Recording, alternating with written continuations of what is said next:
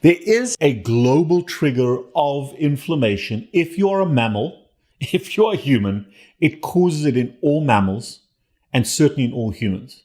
And because TPN, total parenteral nutrition, intravenous nutrition, was created in the 1970s, in the high days of believing that carbohydrates were so necessary in our diet, as we created TPN, the mindset was that the dominant source of energy for the human body, but usually 25% concentration of dextrose in TPN, there were two very important things that we did. Number one, when you go up, you have to go up slowly and you have to come down slowly because people can get hyperglycemic when you give it too quickly and hypoglycemic if you stop it right away. Their blood sugar drops too low. Because almost always when you give TPN with 25% dextrose, you have to add in insulin. Why? Because you made them into an insulin-dependent diabetic by infusing that amount of sugar. One of the other things that we have to do when we put people on TPN, we have to put a long IV in that goes almost to the heart, to the big vessels, because that concentration of sugar in a small peripheral blood vessel, in a small vein, will irritate the lining of that vein so intensely that it'll form blood clots and that it'll cause inflammation and that vein will clot off. And even a 10% dextrose infusion can clot that vein. At a microscopic level, what's happening is the sugar, the cells that line the blood vessels are called endothelial cells, and they should be nice and flat and inert. They should have a very nice smooth lining on top of them, completely inert, and blood should just flow by nice and happily. La-di-da-di-da. But what happens is when you put sugar in, the sugar very quickly gets into those endothelial cells and it activates them. They round up and they bulge into the lumen, so they narrow the lumen. They also start exposing little parts of the underlying basement membrane, the underlying structure of the vessel wall, not protected by these nice smooth cells. And those places are procoagulant. They form little blood clots. The clotting factor comes in, clots form, platelets get in there, platelets get activated. That's my PhD. And then it attracts lymphocytes and you form this blood clot that clots the blood vessels. We've learned to run that TPN into the big blood vessels where the vessels are very wide. There's huge amounts of flow. So there's all this dilution. And the concentration isn't quite enough to cause that kind of damage, at least obviously, because we know that that damage does occur, but not as obviously as in the peripheral veins. I'm just using that as a very simplistic example of vascular inflammation caused by the direct infusion of sugar into those blood vessels. Now, here's an interesting thing, folks. If you measure the concentration of that blood, it's only up a few points. Normal being about 85 milligrams per deciliter is a normal blood sugar, 85 or lower. Where do we every day recreate a milder form of the TPN function? Well, we put in our face quantity and percentage and concentration and frequency, all that sugar and starch that we're eating, and it doesn't matter. And this is important. It doesn't matter if it goes in as an apple or ice cream. It doesn't matter if it goes in as brown rice or white rice. It doesn't matter if it's a baked potato or French fries. It doesn't matter how that sugar gets into our bodies. But the sugar gets taken up our intestine and dumped directly into the portal venous system, goes to the liver.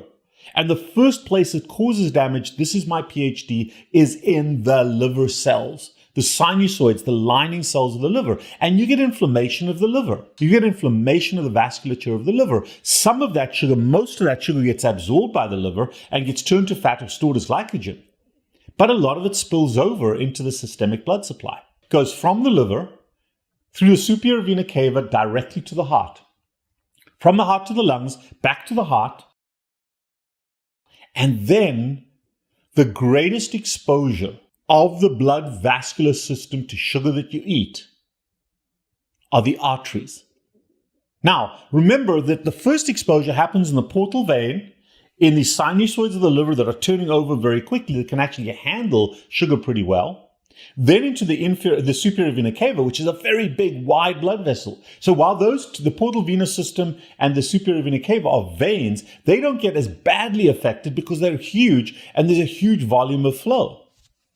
The first vessels to see the highest concentration of sugar beyond the lungs are the coronary arteries. And that's why sugar is at its highest concentration in the narrowest of those tiny little blood vessels in your heart. Those coronary arteries are the blood vessels that provide blood supply to your heart. The blood flows to the rest of your body, gets used up by the tissues, and only then, after the tissues have extracted whatever sugar they need, only then does it go into your veins and gets returned back to your heart. And when we measure venous blood sugar, it is the lowest concentration in the human body. So when you look at a blood sugar that's elevated, it's logarithmically higher in the arteries that come straight from the gut and from your liver. So think about the enormity of the elevated blood sugar in those arteries in your heart. And then you're surprised that you get a heart attack from sugar? The organs that see the highest concentration of blood sugar in the human body are the liver, the heart, and then the brain. Most of us, our brains and our heart and our liver are the three important organs that get the greatest blood supply and therefore the greatest concentration of sugar. Now do you understand where your heart attack and your stroke comes from? And your fatty liver comes from? Because what's happening, just like that example of TPN that I gave in your arms, exactly the same thing is happening with your dietary sugar. You can't run that off. You can't exercise that sugar away. That damage happens as that sugar hits your blood vessels before it's even gotten to your muscles. Nobody smokes 3 cigarettes and goes for a run to breathe out the nicotine, but all these Yahoo people, oh, I can burn off my ice cream in the gym. You may be able to burn off the calories, but this is not a calorie problem. This is a sugar inflammatory problem. And it's going to kill you, folks. And when you get that CAC score, that coronary artery calcium score, what you're measuring there is inflammation of those blood vessels. When you could get a carotid ultrasound, you're measuring inflammation in those high sugar vessels. When we eat carbohydrates, either as a sugar or a starch, it starts out in our mouth. And we chew on that sugar. And that sugar in high concentrations affects, first and foremost, our oral cavity and our nasal cavity from two perspectives. Number one, the high concentrations of sugar damage our gums, which are mucous membranes, damage the lining cells of our mouth and of our nasal cavity.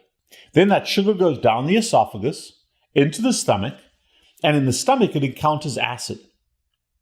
So already in the mouth, the saliva is starting to break that down. So there's certain enzymes that are in the mouth that are breaking some of that sugar down, the complex sugar, into its individual glucose, fructose, galactose molecules. But when it hits the stomach, sugar has certain inflammatory effects in the stomach. Number one, there's an overproduction of gastric acid, particularly when you are insulin resistant. You overproduce acid, so you're producing huge amounts of acid. Secondly, sugar relaxes the tightness of the lower esophageal sphincter, this little sphincter, this little regulatory muscle that controls food and fluid entry from the esophagus into the stomach and acts as a one-way valve and should prevent it from going back up. That valve should open to allow things to go down and then contract and stay contracted to prevent things from just seeping back up. So sugar relaxes that muscle. So now you get relaxation of that lower esophageal sphincter. And now if you've overeaten with the stomach, as your stomach churns, when your stomach squeezes to expel the food out of the stomach downstream, it squeezes both ways. And some of that food goes back up. You get gastroesophageal reflux. And both the acid and the sugar goes back up into the esophagus and sits there and can change the lining of the cells in that lower esophageal sphincter. Because remember, the esophagus is alkaline, the stomach is acid. So what happens is if you've got a lot of acid going back up into those cells, acid burns those squamous mucosal cells of the esophagus, which is supposed to be alkaline. And the way the body protects it, it says, no. Let's change these squamous cells to columnar cells, to the same cells that are in the stomach that protect it against acid. we get a transformation of the mucous membrane to columnar epithelium. While that is resistant to acid, it is a very unstable form of cell. And then acted on by the sugar and the acid, those cells can transform and become precancerous or cancerous, and we call that Barrett's esophagitis. And we see patients with cancer in that lower esophagus from reflux and from sugar and from acid. Acid suppression helps a little bit, but you don't need that if you don't eat the sugar, because the sphincter returns back to normal. So it is very, very common for people that eat a high sugar diet to have gastroesophageal reflux disease and eventually get Barrett's esophagitis. And then you use a very toxic pill to get rid of the reflux acid production, your Prilosec, your PPIs, your H2 blockers, which are now banned in this country for the most part, toxic drugs to deal with the side effects of another toxic drug, sugar. Doesn't make any sense to me. But carbohydrates are by far the commonest cause of gastroesophageal reflux disease. And how do you get carbohydrates into your body? Vegetables, fruits, and as processed foods. Those are the three sources of carbohydrates. So the stomach churns them up, gets them into the small intestine. And in the small intestine, that high concentration of sugar affects the lining cells of the small intestine. It affects the types of enzymes that break those sugars down, changing the pH of the intestine. The human body biologically has changed over time to no longer be a fermenter of food, but to use enzymes to break food down. So the more vegetables and fruits and other things that we're eating, the more fermentation that is happening in the stomach, in the intestine. And the bacteria that are associated with that fermentation process damages the intestine, particularly the colon. So we get diverticulitis, we get colonic inflammation, ulcerative colitis, Crohn's disease, and irritable bowel syndrome, gas bloat syndrome, and possibly even colon cancer. Not promoted by, red meat causes colon cancer. No, it's not. It's the vegetables you ate the red meat with. Blaming red meat for colon cancer is like blaming the match instead of the cigarette for your lung cancer. Because human beings have all the evolved enzymes to take care of meat. We're very good at breaking that down. We're very good at handling protein and fat. The enterohepatic circulation of bile handles fat. We've got a whole circulation system for that, called the lymphatic circulation system. We break down meat really, really well. Not able to break down cellulose. Not able to break down the majority of the sugar that occurs in vegetable material. Now, most vegetables, the leafy vegetables, not awful. But there is a subset of really, really, really toxic vegetable products, if you want to call them that. And those are the grains. Grain products are super toxic to the human body, either subclinically or clinically. If you have clinical experience with celiac disease, with gluten or gliadin allergies, with histamine reactions, that typically comes from your grain products. But the rices and the potatoes add to that as well. And they cause inflammation in the human intestine. And that ramped up inflammatory system damages the intestine. The same triggering can now spill over into the bloodstream, and those same immune system that is now ramped up against things like gluten and gliadin in the intestine because you've been eating a bunch of bread, that immune system, the cells and the antibodies are so similar to other parts of the human body, like insulin, like thyroid hormone, that you now get this cross reaction where the body is actually attacking itself, thinking it's a foreign body. And we call that autoimmune disease. And there are so many different areas where autoimmune disease attacks the human body.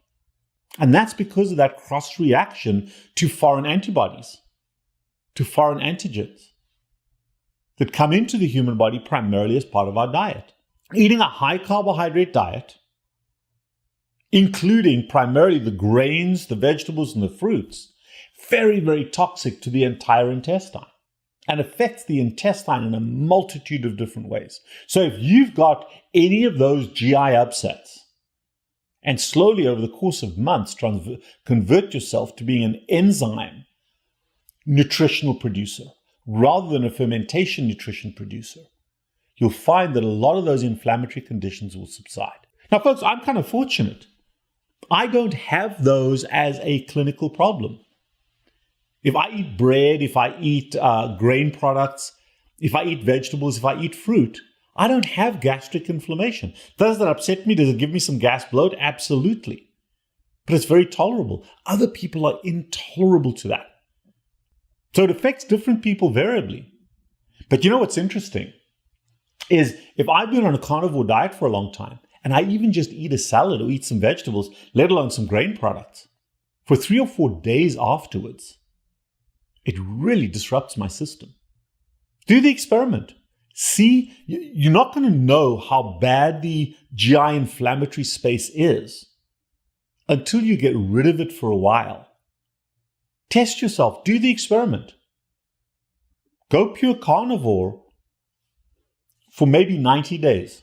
Oh my God, it's 3 months. 3 months in the course of 100 years is very, very little. Try it sometime. Go pure carnivore for 90 days. Write down some of the GI symptoms that you may have and have an awareness. You don't have to be a doctor. There's no blood tests or measurables that you need to do. Just do the experiment of time.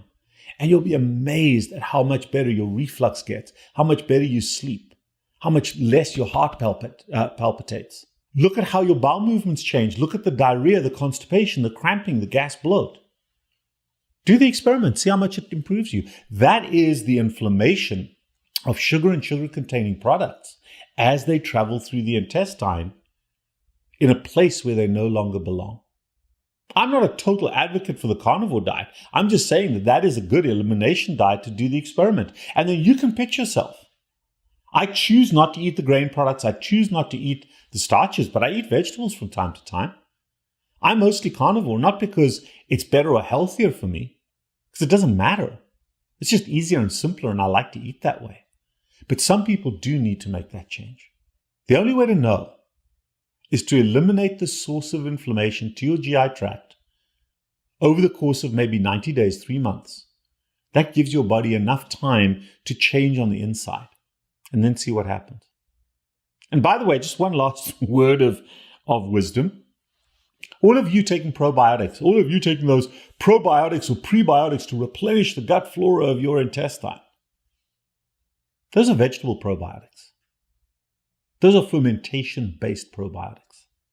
So if you're leaning more toward a healthier carnivore diet, if you're staying away from all those vegetable products, and you're trying to populate your gut with the microbiome of a more carnivorous way of life, why the hell are you taking a probiotic that keeps replenishing the sugary side, at least the sugar and the vegetable side? It doesn't make logical sense. Do the experiment, and then you can pitch yourself where you want to be. Vegetables and animal products are perfectly fine on a ketogenic diet. You decide what makes your intestinal space the healthiest.